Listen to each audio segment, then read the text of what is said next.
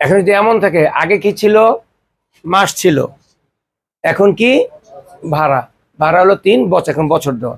আচ্ছা, তোমরা কিন্তু ভাইবো না যে আবার শুধু বেতন দেওয়া থাকবে, ভাড়া দেওয়া থাকবে, এগুলা কিছু না। তোমার মেইন টার্গেট কোনটা, এই যে এইটা, ঠিক আছে? মেইন টার্গেটের ব্র্যাকেটের ভিতরে তোমার কি দেওয়া আছে সেটা বুঝতে হবে। ভাড়া, কমিশন যা আছে সবকিছু দিয়ে কিন্তু এগুলো দিতে পারে, ঠিক আছে? আচ্ছা, ভাড়া হলো 3 বছর। আচ্ছা, ভাড়াটাকে কোথায় বসে আমাদের?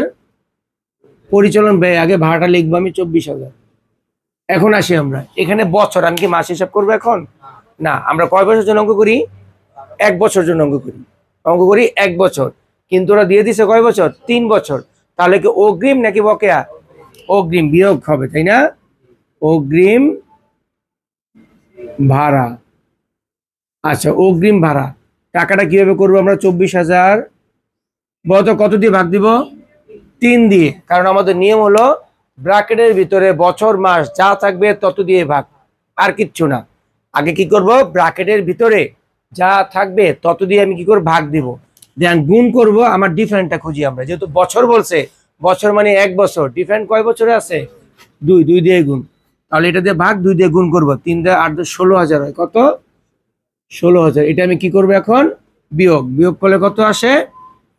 8,000। বুঝতে পারছো? তাহলে পরিচয় নেবে। এখন বলতে হবে এই যে এই ভাড়া কি আর কোথাও যাবে?